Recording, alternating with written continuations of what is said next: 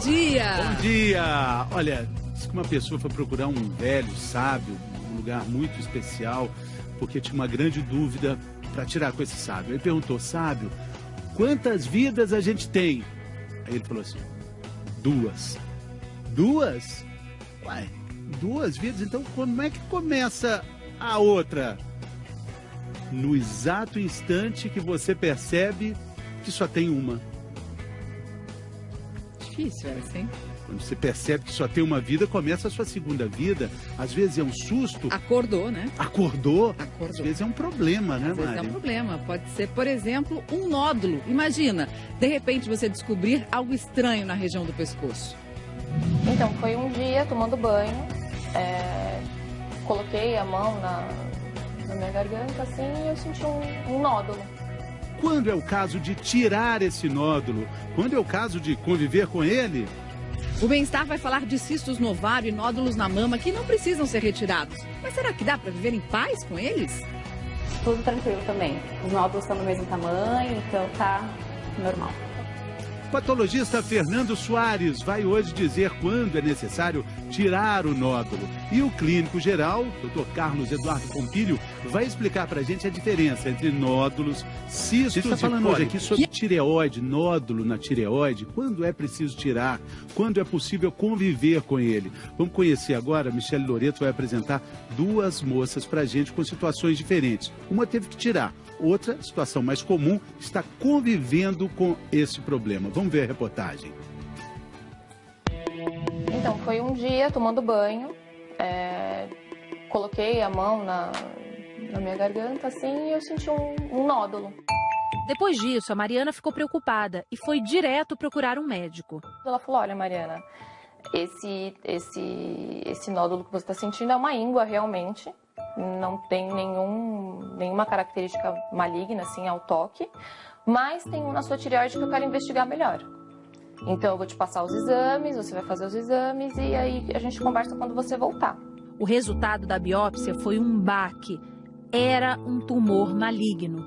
Eu falava, gente, meu Deus, eu estou doente, eu vou morrer, vou ter que fazer quimioterapia, vai cair meu cabelo, vai... Não sei, acabou. Já fiquei desesperada.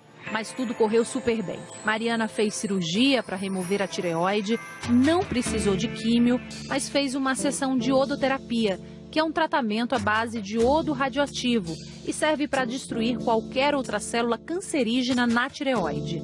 6 anos depois, só tem uma cicatriz bem discreta no pescoço. Para mim, nada mudou. Na disposição, na minha vida mesmo. É normal. E tem que tomar todo dia de manhã, em jejum, um remedinho para o hipotireoidismo, já que ela não produz mais os hormônios da tireoide. A gente tem que se conhecer, né? Tem que ouvir os sinais do nosso corpo. E, por sorte, naquele banho, aquele dia, eu vi esse sinal. O que a Mariana teve é raro. Apenas 5% dos nódulos na tireoide são malignos. É um câncer, de certa forma, tranquilo, que a maioria das vezes com a cirurgia já consegue curar. Um nódulo na tireoide preocupa quando o formato dele é estranho. Também quando ele tem mais de 4 centímetros. Aí deve ser operado, mesmo que seja benigno. Então não seria para todo mundo que a gente pediria o ultrassom de tireoide.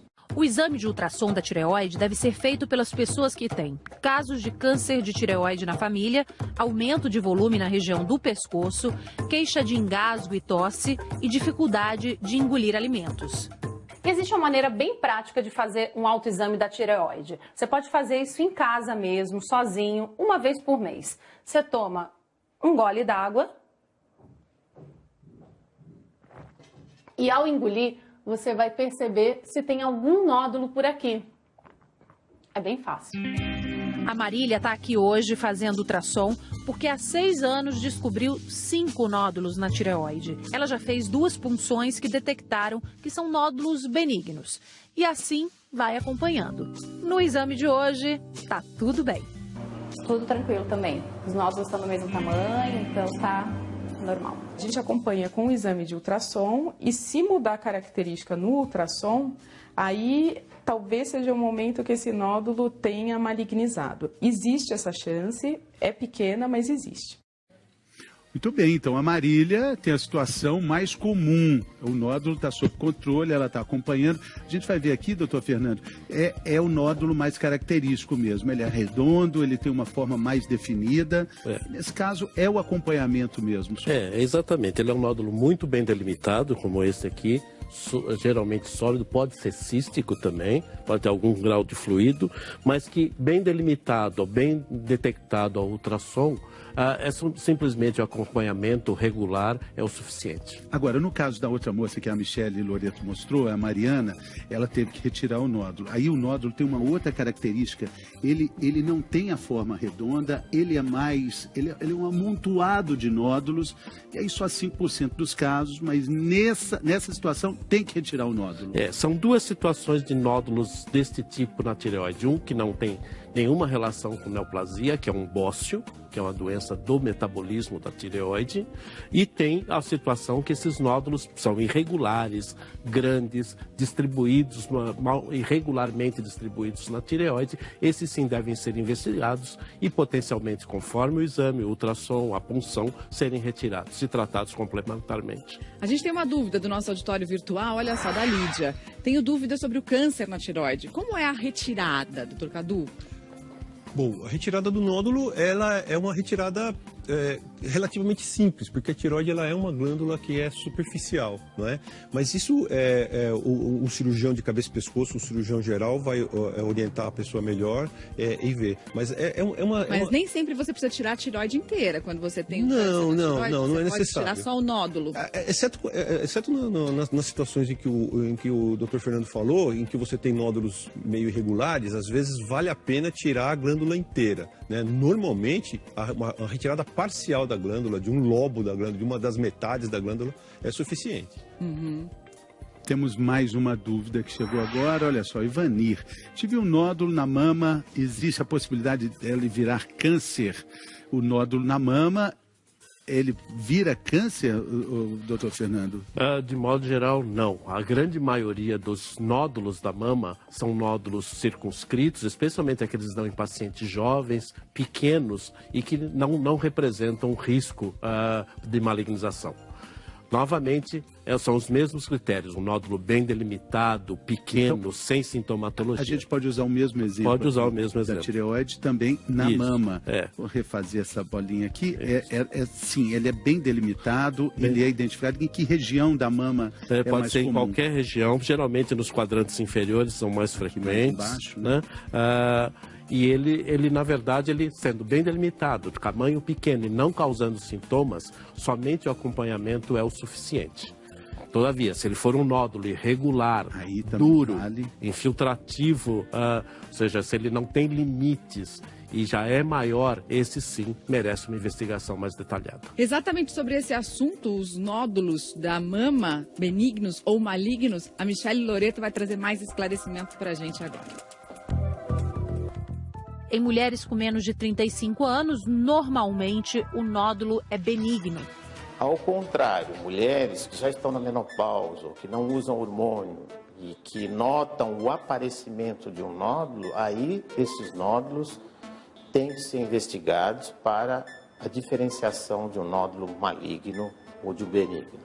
Toda essa preocupação se justifica porque o câncer de mama é o mais comum e o que mais mata mulheres no Brasil. Representa 25% dos novos casos de cânceres que aparecem todo ano aqui no país. Por isso, toda informação é útil. O nódulo benigno, ele é indolor.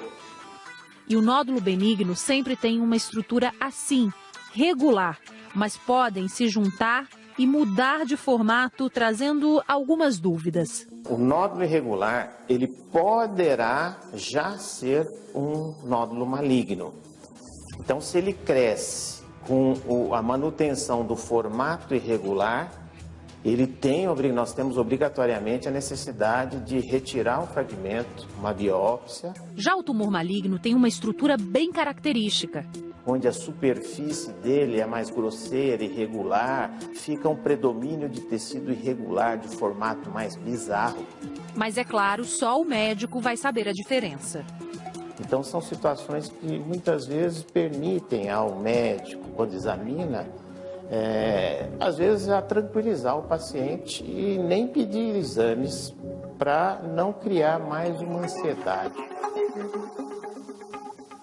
Importante, né? Não criar mais ansiedade ainda. Agora, qual que é a diferença entre o nódulo e o cisto? Então, isso é interessante. Um cisto, ele é uma bolinha que tem alguma coisa dentro. Essa bolinha, ela pode ser ar, pode ser líquido, pode ser sangue, pode até ser outras células dentro, né? Então, isso daqui está representado um cisto, aqui está o útero, né? Aqui o ovário, então aqui tem um cisto no ovário. Esses cistos, eles podem aparecer virtualmente em quase todos os órgãos do organismo. No fígado, no pâncreas, no rim, não é? Até no cérebro, na tireoide, não é? No ovário. E o fato de que está dentro é mais preocupante? Por exemplo, se tiver sangue é mais preocupante do que se tiver líquido? Às vezes tem pus, às vezes tem sangue. Então, o cisto hemorrágico de ovário pode ser uma doença que mereça até uma cirurgia para ser retirado, entendeu? Mais perguntas, mais dúvidas chegando agora do nosso auditório. A Aline, olha, a dúvida dela, doutor Pompilho, tem um cisto no ovário esquerdo medindo 2 centímetros. É perigoso? Ela pode engravidar com esse cisto? Um cisto aparentemente pequeno, só que essa questão de engravidar é sempre bom ela discutir com o ginecologista dela. Acho que isso é importante, porque o ginecologista, além de ver o tamanho do cisto e as coisas que tem ali, ele vai avaliar ela como um todo, as outras questões que ela tem para poder engravidar tranquilamente, né? Agora, doutor Fernando, é muito importante a gente prestar atenção que tudo que a gente está falando de nódulo, de cisto, tem muito a ver com cada órgão em que ele apresenta, né? O tamanho dele, a importância do órgão também, não é? Isso.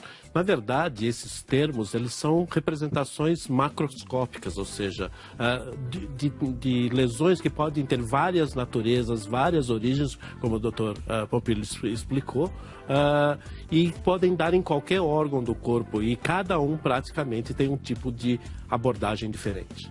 Isso, exatamente. Em cada caso é um problema para ser analisado individualmente. Agora vamos falar um pouquinho, né, sobre pólipo, doutor Fernando. O que é o pólipo? No que ele se diferencia dos cistos e dos nódulos? Geralmente os pólipos, eles crescem para um órgão que tem uma cavidade oca, que tem um espaço vazio. Então eles têm espaço para crescer e eles crescem através de um Por exemplo, pedículo. no estômago, né, que tem essa cavidade. Isso. Pode aparecer aqui. Ele pode aparecer, então ele pode então crescer, ele cresce para dentro da luz, né, do órgão, fazendo uma projeção. E por isso que é chamado pólipo, por causa desse aspecto exofítico, ou seja, esse aspecto de crescimento para a luz do órgão. Para a luz do órgão, fica com uma carinha assim de cogumelo, isso, né? Isso, fica com uma carinha no de intestino, cogumelo. por exemplo, ele pode aparecer. Ele é meio penduradinho, né? Isso, ele tem um pedículo, a gente chama de pedículo, né? Que é essa união aqui que a gente vê nos cogumelos, ele tem mesmo essa cara de cogumelo, né? Desse crescimento, o que torna relativamente fácil a retirada, porque é nesse pedículo que ele se comunica, na verdade, com o órgão propriamente dito. O resto, ele está para dentro da luz do órgão. E eles são perigosos? O pólipo intestinal já é decorrente de uma alteração genética. Então, eles são precursores de neoplasias malignas, de cânceres do intestino, né? E a progressão. Então, toda vez que na endoscopia detectado, na colonoscopia detectado, se recomenda a retirada. Daqui a pouquinho a gente vai falar mais sobre isso exatamente. Você sabe se existe relação entre omeprazol e pólipo no estômago? Vamos ver aqui a diferença de um achado de pólipo no estômago e no intestino. O que é feito normalmente? Como é que eles são detectados e o que se faz quando se encontra, por exemplo, um pólipo no estômago, doutor Fernando? Como vocês podem ver na arte, o pólipo do estômago geralmente não tem aquele pedículo bem definido, aquele pezinho bem definido. Então, o que se faz, na verdade, é uma abordagem de biópsia. A pinça vai e tira uma amostragem desse nódulo para análise. Enquanto que no intestino, a gente tem aquele pezinho, né? Aquele que a gente chama de pedículo. Então, praticamente, durante a endoscopia, é possível se laçar esse a colonoscopia, né? Na colonoscopia. Se laçar e retirar pelo pedículo. E a análise desse pedículo é o mais importante, porque ele é realmente a parte que está em contato com o órgão. Ou seja, no próprio exame é feita a retirada e isso muitas vezes evita o câncer do intestino, Essa né? é uma das melhores maneiras de se prevenir o câncer do intestino, de já uma alteração precoce ser retirada e assim poder não deixar evoluir para uma doença grave. Doutor Cadu, antes do intervalo, a Mari falou dessa relação do omeprazol, talvez o remédio que os brasileiros mais associam ao dia a dia, né? Com os pólipos no estômago e no intestino. O omeprazol ele é uma medicação que inibe a secreção ácida do estômago. Então, o ácido ele é produzido no estômago para facilitar a digestão das proteínas e de outros alimentos, facilitar a absorção de algumas outras coisas. E quando você inibe esse ácido, as células elas tentam compensar isso. E a partir daí pode aparecer pequenas estruturas que a gente chama de pólipo pelo uso crônico e muitas vezes não prescrito de medicações antiácidas. Mas nem sempre precisa tirar, né? Não, é aquilo que o Dr. Fernando está explicando. O pólipo no estômago, muitas vezes, ele é só fazendo uma biópsia e observando, você pode ficar tranquilo, é administrável. Exatamente. Pergunta da internet, vamos dar uma olhadinha aqui no nosso auditório virtual da Carolina. Nódulos na batata da perna, o que poderia ser? Ouvi dizer que pode ser gordura, é verdade? Um dos nódulos que estão nessas regiões que a gente chama de partes moles, né? Ou seja, batata da perna, as costas, coxa, muitas vezes são acúmulos de gordura, nódulos de gordura. Na grande maioria das vezes, os nódulos bem delimitados, de novo, são benignos, são chamados de lipomas. A dica é observar para ver se cresce. Para ver se cresce, se muda o seu comportamento, se sangra, se altera a cor, especialmente isso. Pode sangrar? Você pode ter um hematoma, por exemplo? Você pode, porque está numa região superficial e ele pode ser muito vascularizado. Como ele é um crescimento novo, geralmente ele é acompanhado pela formação de novos vasos. Então ele pode eventualmente se cuida. Assim.